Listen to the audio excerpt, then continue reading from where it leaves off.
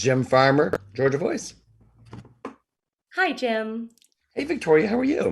I'm doing great. How are you doing? Good. I'm going to do a quick introduction, then we'll jump in. Great. Um, Hi, everybody. My name is Jim Farmer. I'm the festival director of Out on Film, Atlanta's LGBTQ Film Festival. I'm also an arts reporter for Georgia Voice.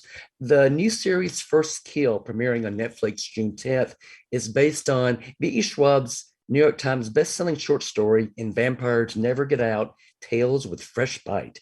In it, vampire Juliet finds a mutual attraction to Calliope, a vampire hunter. Both families insist that they kill each other. I started this series a couple of nights ago. I'm so addicted to it. The creator of it. Thank you so much for joining us today. Thank you so much for having me. So, when did you realize that Netflix was going to be doing this as a series? Well, there are several steps towards getting a TV show made, and I am a absolute skeptic at all of them. I'm a popcorn optimist. Once I can sit down with a bucket of popcorn and watch it, then it's real and not a moment before. So Netflix came on board and bought the show, bought the short story and had me write the pilot back in 2020.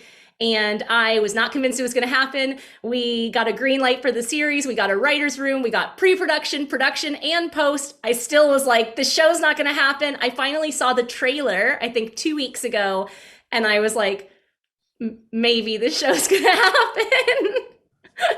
What were, in terms of adapting this into a series, what were the biggest challenges? In a lot of ways, the pilot was simple because I wrote the short story really to be a jumping off point. So the pilot Yeah. itself was adapted directly from the short story. Building past that was extremely challenging. Also, just going from being a sole creator, like a novelist, which is what I do Yeah. majority of the time, to working in a writer's room, to having a team, to having many, many, many, many cooks in the kitchen. It's definitely challenging because you really go from playing God to being part of a very extensive pantheon. As I said, I started watching this a couple of days. It's so much fun. But can you talk to me a little bit, especially about Juliet and Calliope Yeah. and their dance? Because obviously there's an attraction between them, but they're supposed to kill each other, which kind of throws a wrinkle into their attraction. Can you talk about that relationship? It's a little bit of a wrinkle, sure. I wanted to tell a very archetypal story. I grew up on Buffy and on Yeah. Supernatural, but I think so often, you just don't see yourself in those narratives and you see yourself as a minor character. And I feel like we've come so far in terms of queer entertainment, but it Sure. still feels like the vast majority of it has to be about queerness.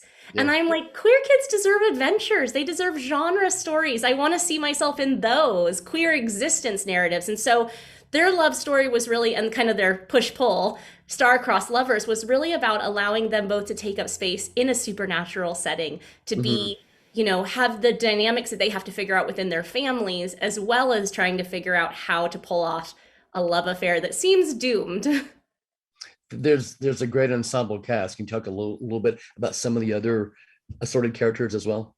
Of course, of course. So at the heart, obviously, we have this love story, but Mhm. really it's also a family story. Sure. It's a story about identity, and identity means personal identity, but it also means the identity that we're grown up with, that we're kind of indoctrinated with through our families. Mhm. And so there are two families at the heart of this narrative, with vampire parents and hunter parents, vampire siblings and hunter siblings, as well as our leads. And I wanted that because I think the way familial indoctrination happens, right, is that we look up to our parents as a model, but we also look up to our older siblings to tell us how to Exactly. behave in this world. And I wanted to give these kind of codified older siblings. And there's some of my favorite moments in the show happen with the hunter siblings, my brothers Theseus and Apollo, and with my vampire siblings Eleanor and Oliver.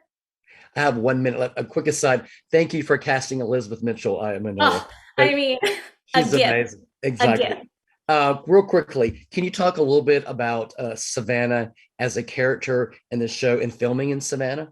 Of course. So we did film in part in Savannah and in part in Atlanta for Savannah, Yeah. obviously, because of technicalities. But I have grown up in the South. I grew up in Nashville, but I have spent a huge amount of time in the Southern United States. And it is absolutely setting as character. These places have history and have nuance and have personality and have hauntings and ghosts and are really ripe for the supernatural. And so I wanted to get to explore Savannah as a supernatural haven, as a place that you just couldn't quite clean the monsters out of, no matter how hard these hunters try.